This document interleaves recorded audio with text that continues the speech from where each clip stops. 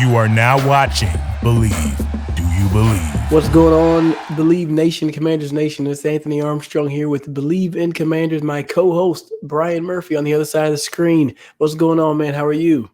Not too much is going on. Not a lot of good stuff after a bad loss there in week 2. We'll get into all of that, but overall for a Monday, I'm doing pretty well.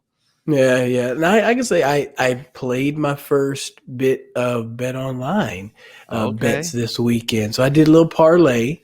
I did not win my parlay, so I'm still here doing the show. I don't get to retire early, but man, I don't know. I appreciate it. It was fun playing that, getting on Bet Online for once. Yeah, well, speaking of, they help bring the show every time. Yeah, Bet Online is the fastest and easiest way to wager on all your favorite sports, contests, and events with first-to-market odds and lines. That's where we always hit up the lines for our picks every week. You can find reviews and news for every league, including MLB, NFL, NBA, NHL, combat sports, esports, and golf. It continues to be the top online resource for all your sports information. So head on over to Bet Online today or use your mobile device to join today and make your first sports bet. And if you use our promo code BELIEVE50, BLEAV50, you receive 50% off your welcome bonus on your first deposit. Bet Online, where the game starts. And the game did not start well for the Commanders. That's a pretty good and bad segue at the same time. Detroit gets the win. What was the final score? 36-27. What are your overall thoughts on what happened yesterday? We're recording this on Monday afternoon. So I've like I told you, everybody knows I'm in Texas, so I don't get to watch the games live as do you.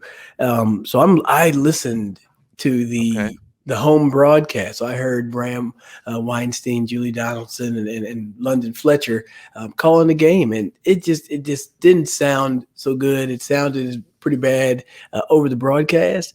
And I went back today and was watching the game, and it feel like every section of the game there was something different going on. Overall, it was just definitely not the performance that you wanted. I know that's not how they were going to plan on showing up that game. That's not who the identity of this team is, and they just seemed off. I think they seemed off. We can talk about that later on in the show, but all in all, I'm going to have to say that that's just not the performance that you're looking for. I do not think that that's what they were expecting to do. Yeah, off is just a really good word, because it wasn't just one unit, one player, or anything like that. Everybody was off, especially in that first half. I mean, you get down 22-0. Second half was a little bit better, but being down by 22, I know you want to come out of the second half with it, the mindset that it's 0-0, but the reality is you're down 22-0. Kind of just like that. You don't have a lot of time to turn it around. They made a valiant effort in the second half, but that first half was so ugly. I'm not sure that there was much you could do to turn it around, sadly. So, yeah, it was ugly in a whole lot of different ways, and it's hard to point a finger at one thing because, in the first half, you want to point the finger at the defense, but the offense wasn't sustaining anything. They weren't getting any drives going to help out the defense. Special teams wasn't very good. Some of the returns were bad. Tress Way had a couple of bad punts. I mean, it was all over the place, and it's a frustrating, bad feeling after coming off a big week 1 victory. You were hoping to back that up, and that certainly didn't happen in Detroit. As you got to give credit to Detroit too. Whereas Washington was all over the place and not doing well on all 3 phases of the ball, Detroit was, and they took it to you. And you're kind of back to the drawing board here after week 2. Yeah, you do have to give Detroit some credit. You got to think, man, that's a solid team. They're going to surprise a lot of people. If they end up, over 500 later on in the year, you can call me crazy now, but if they end up over 500, I think that's a definite possibility. I mean, that run attack, and if their defense can stay aggressive like that, and that was the biggest thing for me. I mean, Carson Wentz was never comfortable back there. There was constant pressure. I mean, linemen getting pushed back. The pocket was just squeezing in on them. I took some notes. I saw that there was one of the plays where Hutchinson had a sack and he looped around, and there was Chase Rouillet got caught in on the D tackle, and then just right around, it's just a free alley for Hutchinson to run down there, and he made the sack. And everybody was saying how immobile Winston is in comparison to Jalen Hurts, and I was like, he's not that immobile, but you could definitely see that maybe Jalen Hurts can make somebody miss in a phone booth, and that's not Carson's game. So O-line definitely got to be cleaned up. Yeah, absolutely. And tough news. It sounds like Chase Roulier, you mentioned him, got banged up. It sounds like he might go on the short-term IR. So there's already some depth issues there. Wes Schweitzer's your typical backup center. He was out this week. So Wes Martin had to come in. I mean, there's just a depth issue there on the offensive line, but they need to get it turned around really quick, as well as they did in week 1. They took a significant step back in week 2. So they got to shore some things up, as does the entire defense. We saw them, blowing coverages that look like all over the place. Amon-Ra St. Brown, who is by far their best receiving weapon, was wide open a couple of times. And that guy's legit. I think that he's a legit playmaker, but no reason that guy should be wide open. So we heard it, in training camp, them say that communication was better than ever. It's not showing that way right now because guys are running free. DeAndre Swift fell down on a route and still scored a touchdown. I mean, that is not good. And this whole defense needs to take a look at itself, or it's going to be a really, really long season. Yeah, absolutely. There's going to be some pursuit drills that are going to be in play. If I'm Jack Del Rio, I'm telling these guys that, like, look, fellas, this week everybody needs to finish to the football. And I would tell the practice squad players to score every single play. And if this guy gets to the end zone and you don't touch him, then like you're getting some sort of, like, you got to do 5 up, down, or something. You have to make it you have to make guys be accountable to this. I mean, the tackling, I wrote that play down. I mean, seriously, I was like, I'm like, dude fell down, got up, made 3 cuts to the left, and then was in the end zone. Now, these are the plays that I had heard, and then I get to see them now. So now I'm putting the visual with the audio, and I'm like, oh my gosh, this is what happened. Like I mean, you blitz some people, and that's fine, but it's like you just gotta rally up. I mean, I saw one of the D tackles. I think it was Jeter, the new guy. He was right behind him. He didn't dive or didn't try to dive, and that's upsetting. So you really have to look at yourself, look deep down inside. Who do you want to be? Who do you want to be? Because this league can get ugly, and you got a tough opponent coming up next week. So you definitely want to make sure everybody is getting to the football and tackling. That needs to improve immensely. Yeah, absolutely. I know that the hot button is the hot button issue is the defense. What are your thoughts on Jack Del Rio? Is it too early to make a change? You're seeing a lot of that on Twitter, and I know that's a lot of frustrated fans. I know people are commenting, he called out Jamin Davis last week, right? He said that he did not play well. He kind of publicly called him out, said that he needs better. I don't know that it was like I don't think it was unfair by any means. I think he did need to play better, but at what point do you call out the coach? I mean, the coaching might need to be better. Where are you with Jack Del Rio? Do you think his scheme can work, or is this just kind of a sitting duck that's going to be an issue until a new voice is in there? Well, I think that I never want a guy to lose his job. Don't get me wrong, but you can see the frustration. You can see that there's something needs to change. So that's the reason I asked that question. Yeah, no, it's a very valid question. It's not going to be in every situation where you just change, a coach and then everything just improves automatically. Sure. Now, I have to wait. Once again, I just have to wait to get some more of this tape, because I was looking at one.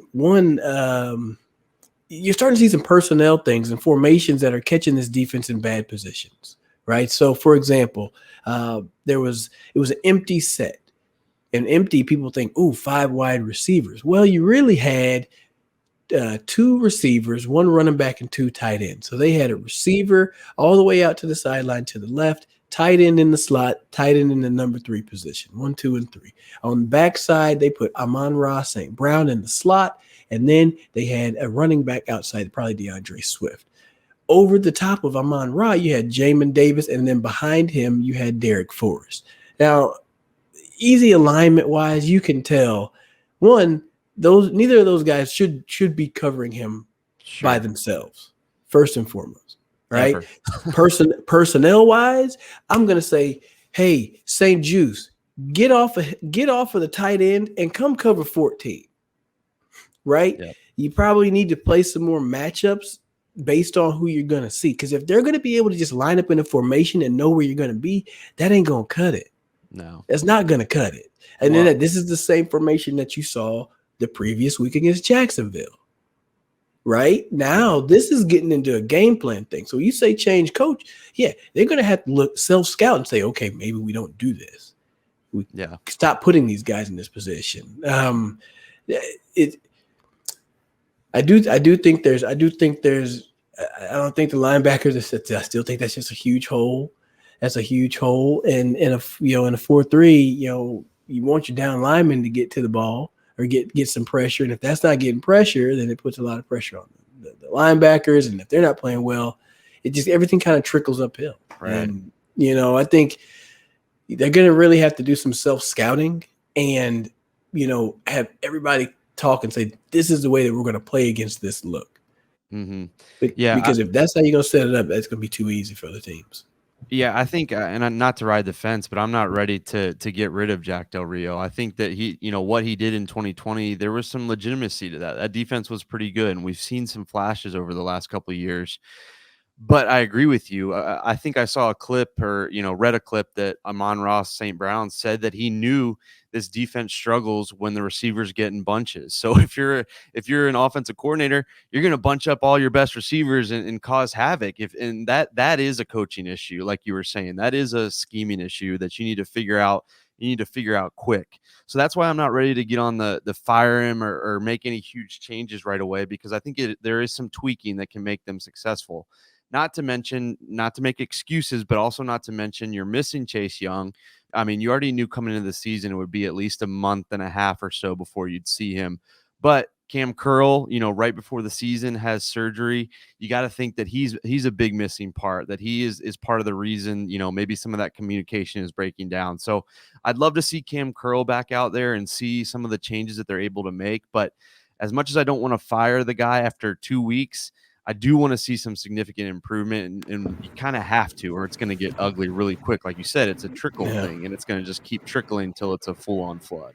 Yeah, and I wrote down just looking at the way things set up. So if you saw the game, and I heard them mention this as well, David Mayo was in more on running down situations. Mm-hmm. They took Jamin Davis out. And I can understand that. You're trying to get somebody in there that's going to be better against the run. Well, Detroit started to pass into that stuff, right? So it's like, oh, damn, you got us, right?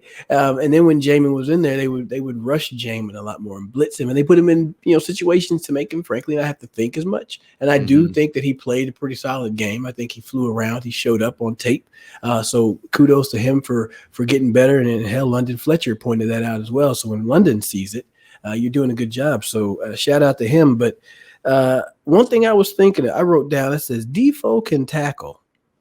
Do you consider putting him in the box? That so I saw a screenshot. I don't know who the writer was, if he was a Detroit guy or whatnot, but that box was cleared out. DeAndre Swift could have gone one of 4 different ways and had 10 yards worth of green grass in front of him, or turf, or whatever they have there. I kind of think that you got to try something. I mean, there's no shot that it can be worse than what you're doing right now. I kind of tweeted the same thing. I was like, when Cam Curl comes back, do you think about putting one of those guys down in there as a kind of pseudo linebacker, kind of like what Landon Collins did last year? It can't hurt to give a different look, at least make some offensive coordinators rethink some things. I think you got to mix it up. And if it is, a lack of talent at the linebacker position, which it kind of seems like it might be, you need to find some creative ways to fill in those holes and kind of help those guys out. So why not? I mean, what do you have to lose? It can't be worse than what you're doing when you give up, 3 straight touchdowns in the second half or whatever they did. I mean, try something different. The definition of insanity is doing the same thing, expecting a different result. Go the opposite way. Try something crazy, and maybe you'll find out it actually works. Yeah, and I do. the way the league is going, I mean, you see people in a 12 person. That's 12 personnel that I described. One running back. Running back is the first number. Tight ends are the second number, and then you assume the remainder is going to be receivers. Mind you, the number should add up to five. Okay, it should add up to five. Five down linemen and the quarterback are already included. So the remainder is how you're going to call out personnel. So they're saying 12 personnel. So then defense is relaying this message 12, 12, 12. So then they roll out their 12 personnel matchups. That includes David Mayo, Cole Holcomb. Mm-hmm. You bring in, it looks like they might have brought in St. Juice. You have your normal two corners, but then you had, Defoe. Actually, Jamin was in there. It was Jamin and Holcomb. Either way, you start getting matched up in bad spots. This is, you got to start going next level to mix those things up. So. Yeah, to me in the NFL, it's not quite positionless like it is in the NBA. Like they say, the NBA is positionless, but you better have a linebacker that can run with, a receiver every now and then. Maybe not every play, but every now and then. You've got to have a safety that can hit people. You got to have some of these hybrid guys. So why not see what you got in Derek Forrest, who's been a bright spot over these first two games, and try something a little bit different, see if you can get some stops. But we mentioned the offense. So the offense puts up 27 points. It was all in the second half as they were shut out in the first half. If I told you through two games that Carson Wentz would be tied for the lead in passing touchdowns, I think he might be the leading passer technically, but 7 touchdowns, 3 interceptions, I think you'd feel pretty good about your chances. And this offense looks like it's making some plays. It took some time to get going in the first half. I don't think that they had a first down until the second half. So we're talking about all this credit to the offense, but they certainly had some room to improve. But what are your thoughts? We've been talking all about defense, but let's flip it over. What are you thinking about the offense, and what are your initial thoughts through 2 games on what they've done so far? Man, the offense has been it's just been good good offense, bad offense. Mm-hmm. And a little bit of everything in between, to be honest. I mean, that first game, yeah, it did take them a little bit to get rolling.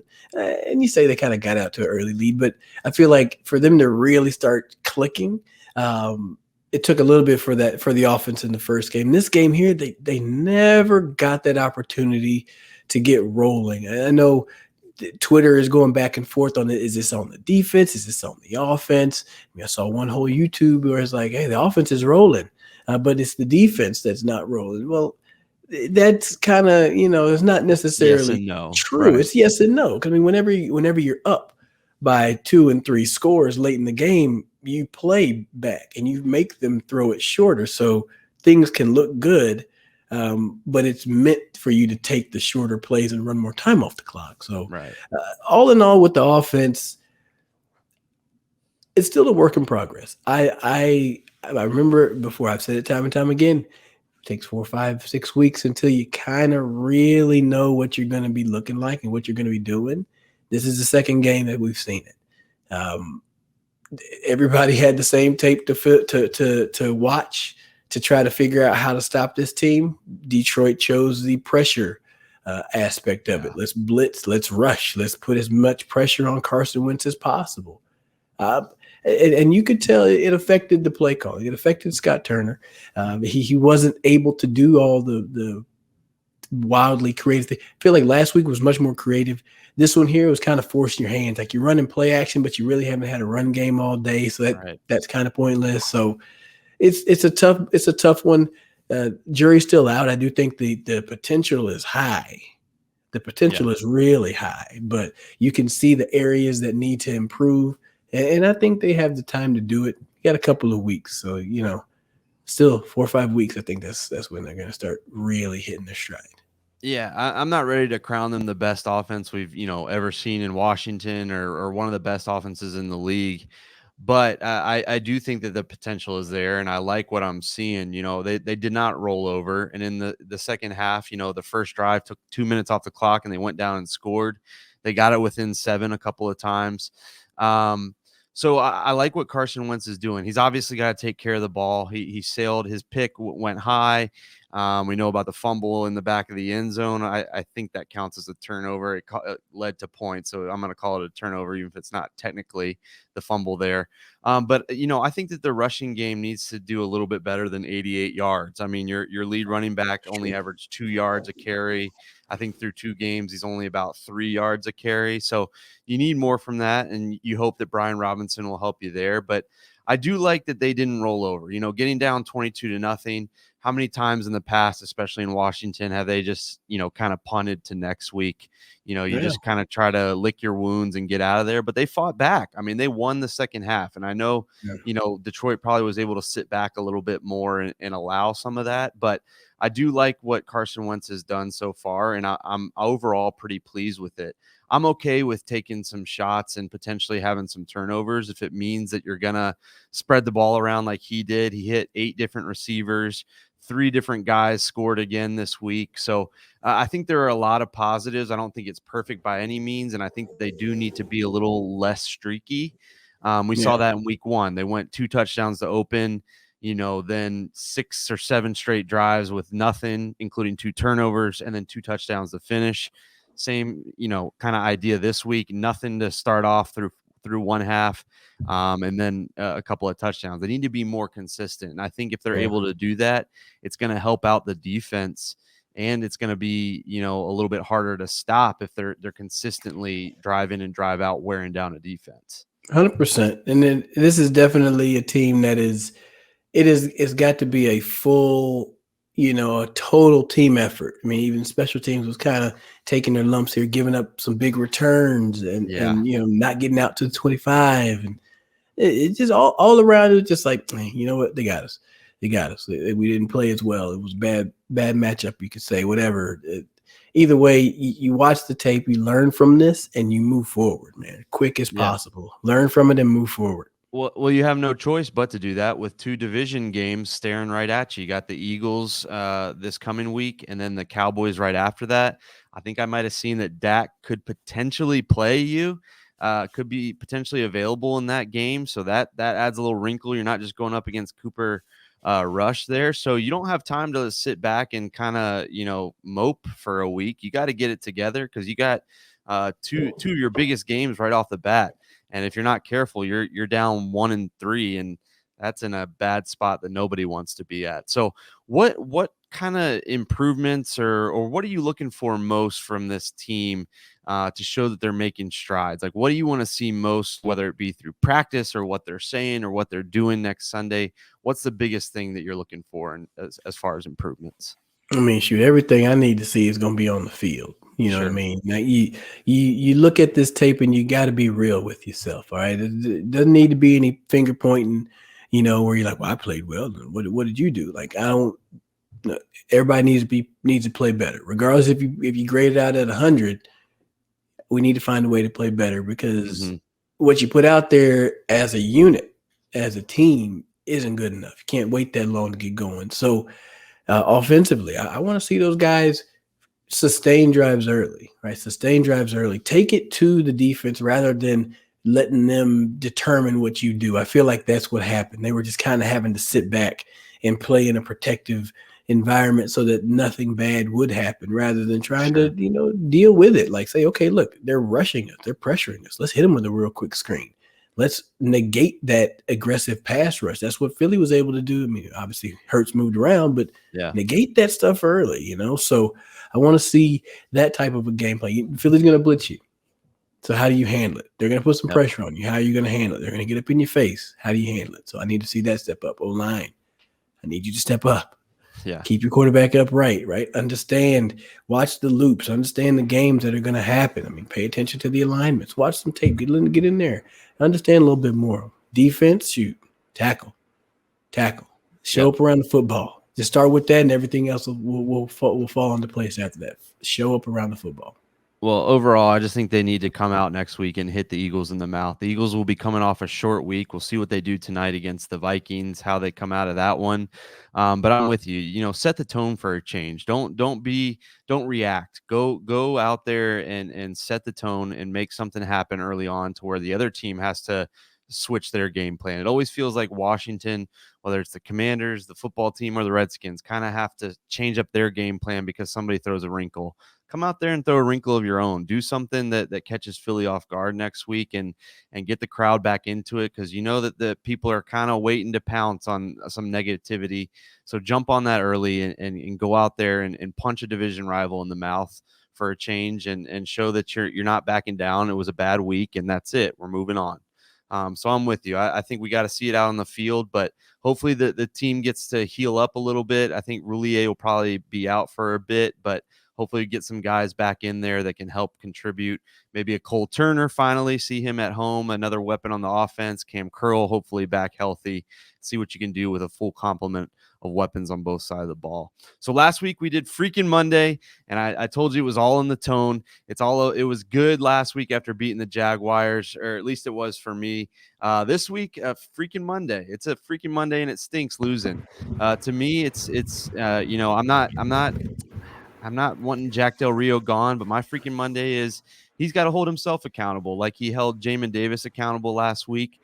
I want to hear him say, actually, I don't care what he has to say. I just want to see him go out there and execute his game plan and make it happen, because there's no more talking. There's no more, saying bad communication. We saw the bad communication. We know there's bad communication. We saw it in action. So go change what you need to change, and make it happen. Make some big stops next week, because I don't want to do any more negative Freaking Mondays. I want some positive Freaking Mondays. So, Jack Del Rio, you're on the Believing Commanders hot seat, at least for me, at least for Brian Murphy. Jack Del Rio, he's on the hot seat. That's my he is. You're also invited to come on the show. That's right. Like absolutely. Come on up here, Coach. If you want to say something, come say it on our show. We'd love to get a nice quote from you. Don't start no fight now. No. Don't start no fight. but real talk though, I do like your Freaking Monday. It's the truth. It is the truth. If you're in this business, that's a high stakes business. You know that's your job. Hell, he played linebacker, so I mean he's gonna. I'll put trust in him. I'll put trust in him. They'll find something to kind of work some things around. So good Freaking Monday for you. My Freaking Monday. I told you I'm going to try to have a little positive spin on everything I do. Always the positive guy. You're making me look like the bad guy. Okay, no, you don't got to be the bad guy. You don't got to be the bad guy. I just figure, hey man, we're going to find some negativity. See, yours was just it was like it's Freaking Monday. You need to be held accountable. And for me, hey, it's Freaking Monday. Let's turn the page. There you go. It's been 24 hours since the game. 24-hour rules in full effect, team. If you win or if you lose, you have 24 hours to celebrate, or you can mourn, pout, cry. That's the rule of the league. You go and watch the tape.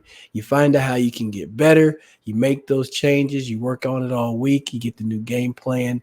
You go out there. You rinse your mouth clean with the Super Bowl. Hell, Super Bowl would be great. Yes. Start out by getting a win against Philly, right? Yeah. Start out by getting a win against Philly. It's a whole new week. Hey, ain't no need to be like, oh man, if I would have came. Look, you know, you saw it, you played it, you saw it on tape. Coach cussed you out. Twitter talked about you. Let's go make the changes. Let's go make the improvements. Let's keep moving forward. It's Freaking Monday. Let's turn the page. It's a whole new week. I like it. You already got me ready. I'm ready for next week already. I wish we could fast forward to Sunday. I want to see some fight in these guys, and we'll break down the Eagles a little bit later on this week, but we'll see what happens in their Monday night game. But yeah, I'm excited for them to get back out there and to prove all the haters wrong, and I hope the defense comes out hungry, turning Jalen Hurts over 2 or 3 times. So hopefully that's coming up this week. So like you said, we'll be back with you later this week with our picks, as always, brought to you by Bet Online, and we'll look at the Eagles and what they've got going on. A really tough team there in Philly, but I like the Commanders and like what they're able to do. So until next time, we'll talk to you soon. All right, folks, y'all be easy.